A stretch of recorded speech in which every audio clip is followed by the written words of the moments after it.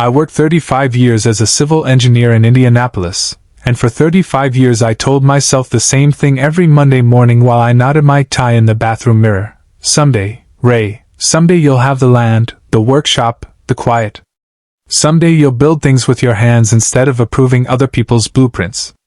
I retired at 64 with a pension, a modest investment portfolio, and a very clear picture of what I wanted.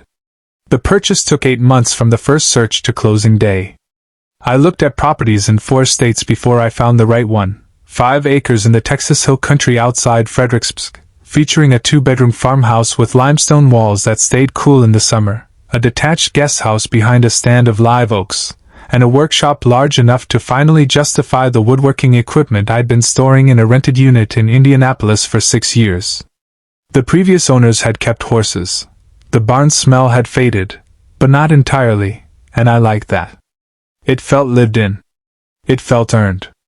The closing attorney shook my hand in a conference room that smelled like old coffee and central air. I signed 14 documents with the same ballpoint pen, and when it was done, she slid the keys across the table like she was dealing a card. I drove straight to the property without stopping, turned onto the gravel drive, cut the engine, and sat for a while with the windows down. A red-tailed hawk circled above the south pasture. The cedar trees were doing what cedar trees do in the hill country in September, which is stand there and smell like everything good you forgot existed. I was 64 years old, and I had never been so certain of a decision in my life. I called my son that evening from the porch steps, watching the sun drop behind the ridge. "You're really doing it," Marcus said.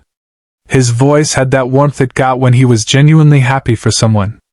He'd inherited that from his mother. "Already done. Keys in my hand," I replied. "Dad," he laughed a little. 35 years, man. 35 years. We talked for a while about nothing in particular, his job at the architecture firm in Austin, a project he was excited about, and a weekend trip he and his wife were planning. I asked about Cassie the way I always did, carefully and briefly, and he answered the same way. "Fine. Good. Busy." There was always a slight adjustment in his voice when I asked about her, like a man shifting his weight on a chair that wasn't quite level. I'd noticed it for 2 years, but hadn't said anything. It wasn't my place. "Come see it when you can," I said before we hung up. "We will," he said. "We'll come down." They didn't come that first month. I unpacked the workshop instead, mounting hand tools on pegboard in the order I'd planned since I was 53, setting the table saw, the lathe, and the bandsaw in positions I'd drawn out on graph paper the winter before. I built the workbench from scratch using Douglas fir I hauled from a lumber yard in Kerrville. I made the joints without nails, the way my father had taught me when I was 11 years old in his garage in Louisville. When I planed the top flat and ran my palm across it, I stood there for a long moment in the sawdust light of that hill country afternoon, and felt something that I can only describe as wholeness. The call from my daughter-in-law came on a Tuesday evening in October. I was in the workshop finishing the second coat of tung oil on the workbench when my phone rang. I wiped my hands on a rag and answered. "Ray." Her voice had that particular texture it always had when she was managing something, efficient, slightly impatient, as if the conversation were a task she needed to complete. "I need to talk to you about a situation," she said. I set the rag down. "Go ahead." "My parents' lease is ending in December, and the rental market in San Antonio is ridiculous right now. We've been trying to find them something reasonable, but everything decent is either too far or too expensive." She paused for a fraction of a second, not long enough for me to speak. "You have a guest house sitting empty. The logical solution is for them to use it while they figure out their next step. A few months at most." I stood very still in the middle of the workshop. The tung oil smell was sharp and clean. "Cassie, I bought this property 2 months ago, and the guest house has been empty the whole time. My parents need somewhere to stay, and you have a perfectly good space going to waste. This is what family does." There it was. This is what family does. I'd heard that phrase from her before, always in situations where it meant that I was supposed to provide something I hadn't been asked about. I thought about the guest house, which I'd already furnished, which I'd planned to use for Marcus when he visited, and which I'd spent 3 weekends cleaning and painting the kitchen of. "Have you talked to Marcus about this?" I asked. "Marcus agrees that family comes first." Her voice cooled by half a degree. "I don't understand why you're making this complicated, Ray. It's a guest house. It's not like they'd be in your home. It is my home. The whole property is my home." She was quiet for a moment. When she spoke again, there was something underneath the words that hadn't been there before, a warning, dressed in calm clothing. "My parents are good people. They've had a difficult couple of years, and they need support. If you can't find it in yourself to help family when they need it, that says something. And honestly, if the property is too much to manage on your own, at your age, maybe you should think about right-sizing." Right-sizing. I was 64 years old, in better health than I'd been at 50, and she was suggesting I consider selling the property I'd spent decades saving for because she wanted to install her parents in my guest house without asking my permission. Then my daughter-in-law called and told me her parents were moving into my guest house. "If that's a problem for you, Ray, then maybe you bought too much property." I didn't argue. I didn't raise my voice. But I made sure that by the time they arrived, everything I'd built was protected in ways they couldn't begin to imagine. "I'll talk to Marcus," I said. "I've already talked to Marcus. I'll talk to him anyway. Good night, Cassie." I ended the call and stood in the workshop for a long time. The turmoil was drying on the bench. Outside, a screech owl started up in the live oaks, that shivering sound like something small and unseen passing overhead. I was not angry yet. I was something quieter and more deliberate than angry. I was paying attention. Marcus called the next morning. He sounded tired in a way that had nothing to do with sleep. "Dad, I'm sorry about last night. Cassie shouldn't have sprung that on you the way she did." "No," I said. "She shouldn't have. Her parents are in a real bind, though. Don't has been between jobs, and their landlord selling the building. They don't have a lot of options. Marcus," I kept my voice level. "She told me you agreed to this." A pause. "I said I thought it could work if you were okay with it. I didn't say we'd already decided. But you didn't call to ask me yourself." A longer pause. "No, I didn't. I should have. I'm sorry." I thought about what I wanted to say and chose carefully. "I'm not going to make this decision this week. I'm going to think about it, and I'll call you." I hung up, went inside, made coffee, and thought about what I was actually dealing with. Not a lease problem. Not a family crisis. A pattern. Cassie had been making decisions that involved me without consulting me for 3 years. Small ones at first. Telling me what to bring to Christmas dinner as if I'd asked, informing me that Marcus would not be able to visit on a particular weekend because they had plans delivered after the fact, and twice telling mutual friends things about my finances that were not hers to share. Each time I'd let it pass. Each time the boundary moved. This was not a boundary moving. This was someone walking into my house and rearranging the furniture while I was at work. I sat at the kitchen table with a legal pad, the same kind of pad I'd used for load calculations and site plans for 3 decades. I started writing, not emotionally, but methodically, what I knew, what I didn't know, what I needed to find out, and what my options were. I worked through half the pad before I made any calls. The first call was to a real estate attorney in Fredericksburg named Carol Hensley. Her assistant got me an appointment the following Monday. The second call was to my homeowner's insurance agent to understand my liability coverage as it related to long-term guests on the property. He walked me through it patiently, and the answer was not good. Unauthorized long-term occupants in a secondary structure could create liability complications that my current policy wasn't designed to cover. He asked if I was planning to rent the guest house. I said I was gathering information. He said that was smart. The third call I made that week was to my son, not to discuss the guest house, just to talk the way we had before Cassie became the interpreter between us. We talked for 40 minutes about his work, about a woodworking project I was starting, and about a book he'd recommended. At the end he said, "I miss just talking to you, Dad." I said I did too. I met with Carol Hensley on Monday morning. Her office was above a barbecue restaurant on Main Street, and the whole building smelled like brisket.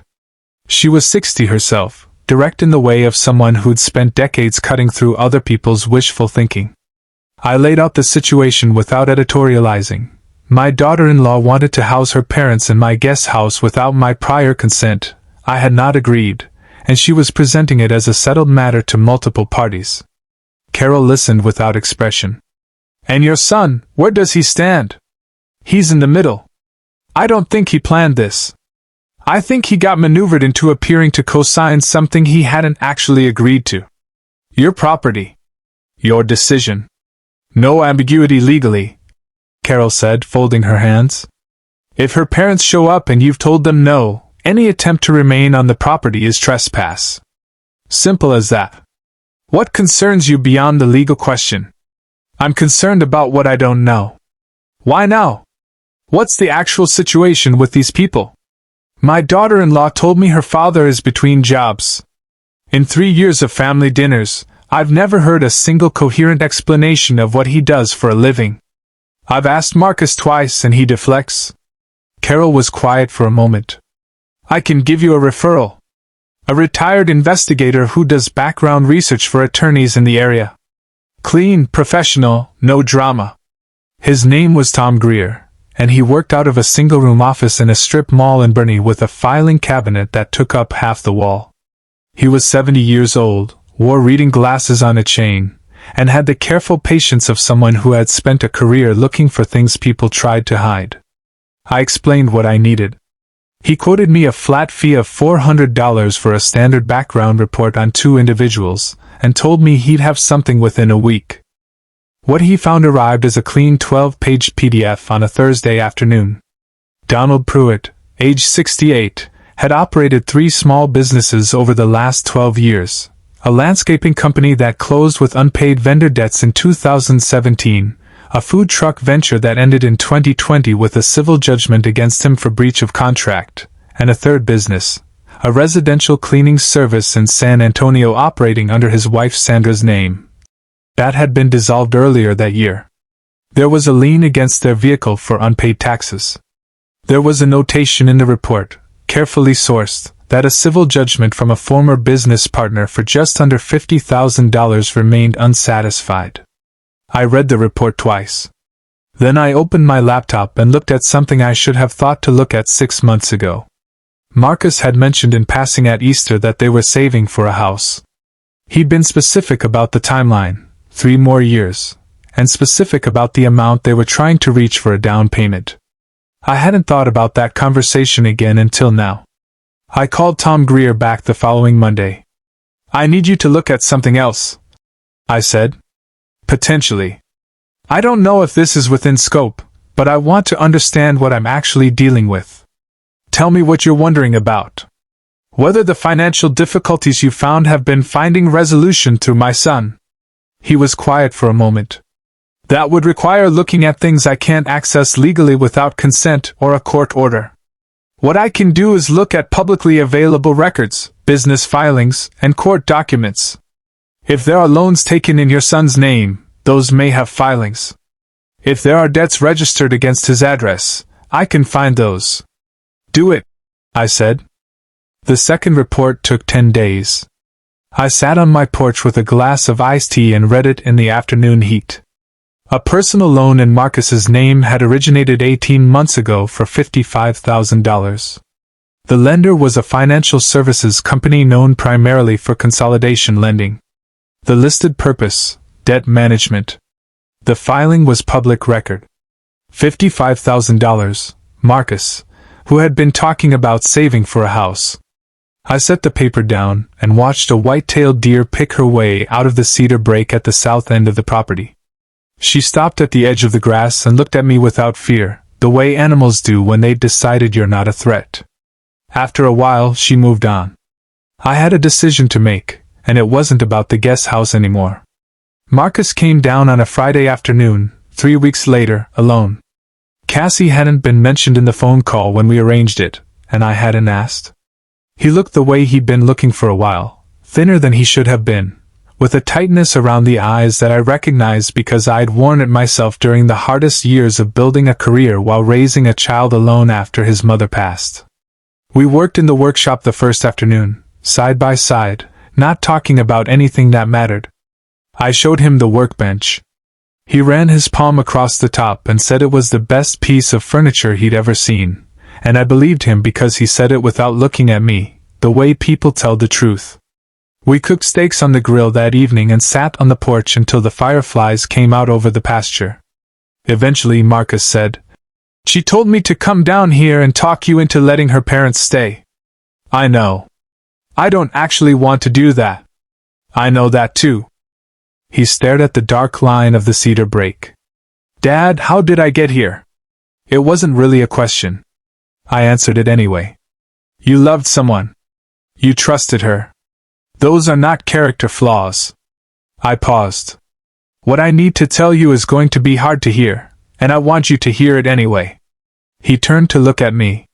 I went inside and got the folder I'd been building since October. I sat back down next to my son and set it on the table between us. I didn't hand it to him, I let him pick it up. He read for a long time. I watched the fireflies and listened to the creak at the back of the property and let him read. $55,000, he said finally. "Yes. I didn't. I knew about the loan. She said it was for consolidating our own debt. She showed me numbers." His voice was very careful, the voice of someone handling something fragile. "She never said it was going to her parents. The civil judgment against your father-in-law for $48,000 was filed 18 months ago," I said. "The personal loan in your name was originated 22 months ago." He put the papers down on the table. He put his face in his hands. He stayed like that for a while, and I let him, because there are things a father cannot fix for a son, only sit beside. "The cleaning business," he said, "in Sandra's name. Cassie told me that was a new venture, something her mother was excited about." He laughed, a short, awful sound. "We gave them $12,000 to help start it. I thought, she said it was an investment, that we'd get it back when the business grew. The business was dissolved 8 months ago," I noted. He was quiet. "I'm not telling you what to do," I said. "I'm telling you what I know because you deserve to know it. What you do with it is yours to decide." He stayed through Sunday. We didn't talk about Cassie, her parents, or the money again. We took the kayaks out on the Guadalupe on Saturday, something we'd never done together before, and Marcus was terrible at it, laughed at himself, and tried again. That evening we built a fire in the pit behind the workshop and talked until past midnight about his mother, about his childhood, and about a road trip we'd taken when he was 12 that we both remembered completely differently. When he left Sunday morning, he held on a moment longer than usual. "Thank you for telling me," he said. "That's what I'm for." I watched his truck disappear down the driveway. Then I went inside, poured coffee, and waited for what I knew was coming. The first thing that came was not from Cassie. It was a letter from a property management company in San Antonio, informing me that as the owner of a property with an unoccupied secondary dwelling, I might be in violation of certain municipal codes regarding habitable unoccupied structures and that they would be happy to assist with compliance or rental management. I looked up the company. It had been incorporated 11 months ago. The registered agent's name was Sandra Pruitt. I called Carol Hensley and read her the letter. "That's harassment dressed up in a business suit," she said. "A fabricated compliance concern designed to pressure you. There's no municipal code violation here. I can write a letter if you want, or we can document this and save it." "Save it," I said. "I want to see what else they're planning." The second thing came from Marcus 3 days later. He called at 7 in the morning, which was unusual, and his voice had that flat, careful quality again. "She told me to call you and suggest that you add her parents to the property as partial owners. A small stake," she said, "in exchange for them serving as caretakers while you're not there." I set down my coffee cup. A partial ownership stake in my property in exchange for caretaking. "Marcus, I am on this property every day. It's my home. I don't need caretakers. I know that, Dad. Are you reading from something again? A pause. She's in the next room. I understand. Tell her that my property is not available for partial transfer, and that if she contacts that management company again on my behalf, I'll pursue a harassment complaint. You don't need to soften that. He repeated it. I heard Cassie's voice in the background, sharper than usual. Then Marcus came back. She says you're being paranoid and that the management company was just trying to help. The management company was incorporated by her mother. How is Sandra Pruitt a registered agent of a property management company when she dissolved a cleaning business 8 months ago? I heard him leave the room. A door closed somewhere. When he spoke again, his voice was quiet and very tired. I didn't know she'd done that. I swear I didn't know. I believe you. She's been talking to her parents every day, Dad. For hours. I thought it was just the stress of their situation. I didn't realize she was. He stopped. Planning. I didn't realize she was planning. I know. What do I do? That's the only question that matters, and I'm not going to answer it for you.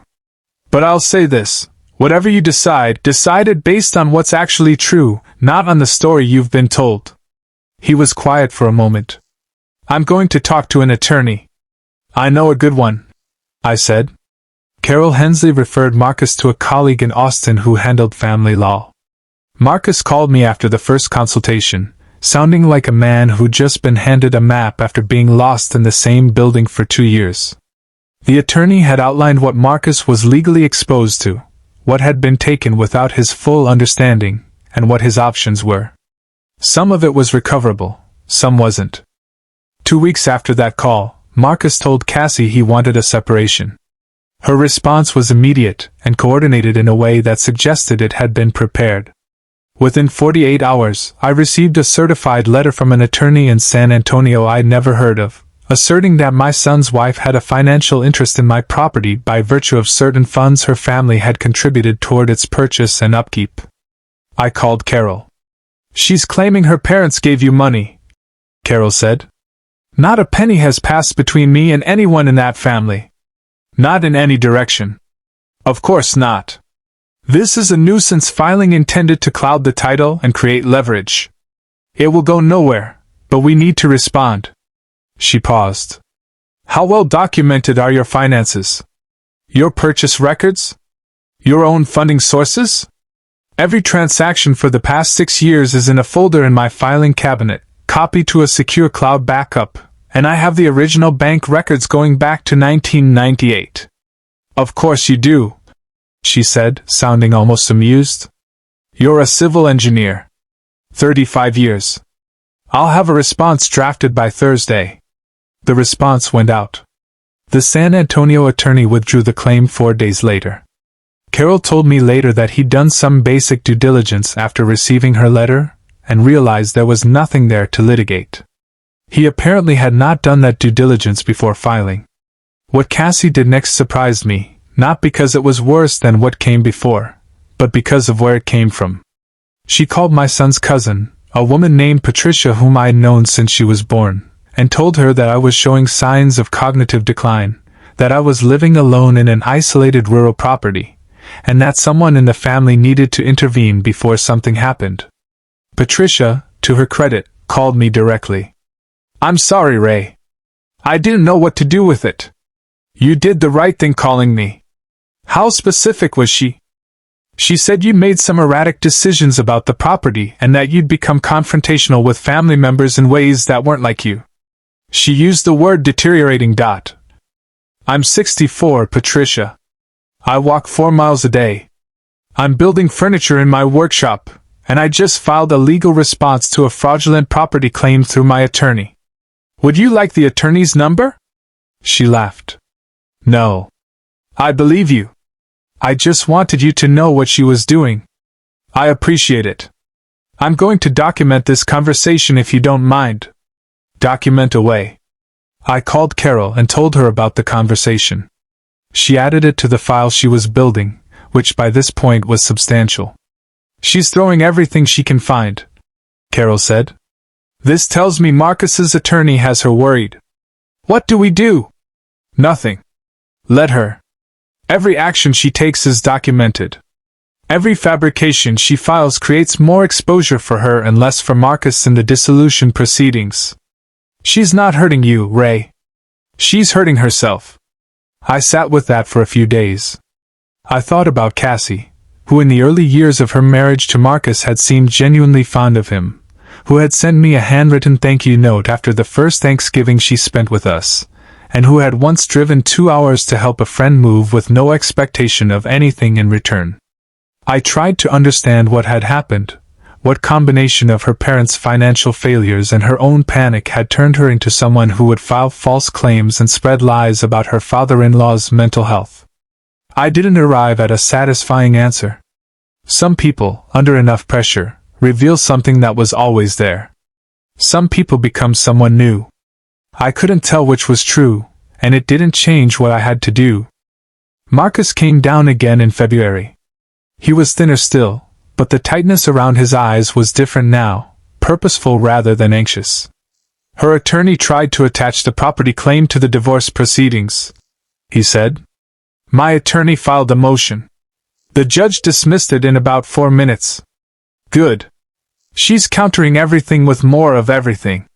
It's exhausting, but... He paused. It's clarifying. Every time I see another filing, I understand more about what I was living in. How are you sleeping? Better than I have in 2 years. We worked in the workshop that afternoon. I was building a small cabinet for the guest house out of cherry wood, cutting hand-cut dovetails on the drawers. Marcus helped fit the drawer slides, following my instructions with the patience he'd always had for detail work. His mother had been the same way, methodical, hands careful, pleased by precision. I want to tell you something, he said while we were fitting the second drawer. Something I should have said before. I waited. When Cassie first brought up the guest house, my first thought was that she hadn't asked you. That was wrong, and I knew it was wrong, and I let her tell me it was fine anyway. He kept his eyes on the drawer. I was tired, and I wanted the problem solved, and I told myself that you'd probably be fine with it. I knew that was a lie when I was telling it. Marcus, let me finish. I let her use me as a messenger for something she knew you'd say no to, because she figured it would be easier for you to say no to her than to me, and it almost worked. I'm sorry for that. I thought about what to say for a moment. You were a man trying to hold his marriage together, I said. I understand that. It doesn't excuse it. No, I agreed. It doesn't, but I'm not keeping score. He looked at me. I know. That's one of the things I'm trying to learn from you. The divorce was finalized in April. Marcus's attorney had done thorough work. The forensic accounting portion of the proceedings uncovered 2 additional accounts Cassie had been maintaining separately, the combined balance of which partially offset what had been transferred to her parents. A lien that her parents had attempted to place on Marcus's vehicle was found to be improperly filed and dismissed. Don Pruitt, in a moment of what his attorney later called poor judgment, filed an affidavit claiming Marcus had verbally promised him $50,000 and submitted it to the court. The affidavit was disproven within a week by 3 years of Marcus's text messages, in which Don Pruitt's financial requests were consistently declined or deflected. The judge was not impressed. When Marcus called to tell me the finalization was done, I was on the porch watching a thunderstorm build over the ridge to the west. The hill country before a storm has a particular look, everything lit from below, the cedar trees going silver, the sky behind them the color of an old bruise. How do you feel? I asked. Lighter, he said. Like I've been putting down weight I forgot I was carrying. That feeling is worth protecting. I know. I'm working on it. He paused. I've been thinking about moving to the area. I have a contact at a firm in San Antonio. There's also a solo practice in Fredericksburg that does residential work. Smaller projects, but closer. I looked at the storm coming in. I'd like that, Marcus. Yeah? Very much. He moved to Fredericksburg in June into a small house on a side street 2 miles from the courthouse. It had a front porch and a backyard he immediately began planning to overdo with raised beds. He was there most weekends, sometimes for no reason beyond showing up and working in the workshop together for a few hours before dinner. He was teaching himself to cook, badly, and with great enthusiasm. I ate a lot of ambitious failures that summer and didn't complain about a single one. The call from Cassie came in August once. She wanted to know if I'd be willing to provide a statement for an unrelated legal matter she was pursuing. I told her I wished her well and said no, and that was the last time I heard her voice. In September, Marcus came down on a Friday with someone I hadn't met.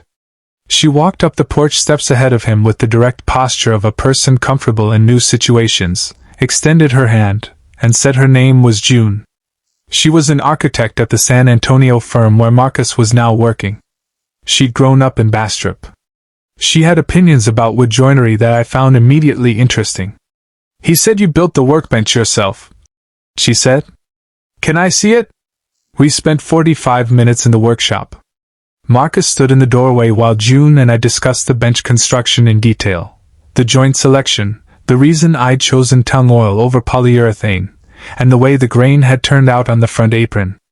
She asked questions that told me she actually knew what she was looking at. She was not performing interest, she was interested. That evening the three of us cooked together in the farmhouse kitchen, a complicated recipe June had been wanting to try that took 2 hours and every pot I owned. We ate on the porch as the stars came out, which in the hill country is a serious event, not background noise. The Milky Way appeared in full the way it does when you're far enough from a city, like a brushstroke across a dark canvas, something ancient, indifferent, and beautiful. "I want to ask you something," June said at one point to me directly. "Marcus has told me some of what happened, with the property and the divorce and all of it. He told me you held your ground when it would have been easier not to." "It wasn't easy," I said. "He said that too." She looked at me for a moment with the clear, evaluating attention of someone who thinks carefully before she speaks. "I just wanted you to know that I think that matters. The kind of person who does the hard or right thing instead of the easy or wrong one." She glanced at Marcus. "It explains some things about him." Marcus stared at the stars. He was trying not to smile. Winter settled over the hill country slowly that year. The cedar trees were no color, being evergreen, but the deciduous oaks turned gold along the creek and the nights started coming earlier. I split wood for the fireplace and stacked it against the south wall of the workshop, enough for the whole season and then some. Old habit. My father had always stacked more than he needed, and I'd asked him about it once when I was young. "You don't split wood for the winter you see coming," he said. "You split it for the one you don't." Marcus and June came for Thanksgiving, which was the first Thanksgiving in 4 years that felt like what Thanksgiving is supposed to be, a table full of people who are genuinely glad to be there. June brought her mother and younger brother. Her mother and I discovered we'd both grown up in Louisville, 12 years apart, and spent most of dinner comparing notes on a city that no longer quite exists. After the meal, while June's brother and Marcus were washing dishes with competitive inefficiency, June's mother looked out the window at the live oaks dropping their last leaves in the dark and said, "This is a beautiful place. How long did it take you to find it?" "Longer than it took to know it was right," I said. She smiled. "That's usually how it works." I stood on the porch on a Saturday morning in December, watching a pair of white-tailed deer move through the south pasture in the early gray light. The air had that clean cold that comes to the hill country in winter. I thought about everything that had happened in 14 months. I'd bought this property for one reason, to be done. Done with traffic, meetings, and other people's emergencies becoming my problems by default. Done with the particular exhaustion of spending your professional life managing other people's decisions. Done, mostly, with the version of myself that said yes when I should have said no, that moved his own needs to the end of the line because it was easier, and that spent years being useful while forgetting to be present. What I had not expected was to be more present than I'd been in years. I had not expected that standing my ground about a guest house would lead to understanding how my son had been living. I had not expected that protecting what was mine would turn out to mean protecting him, too.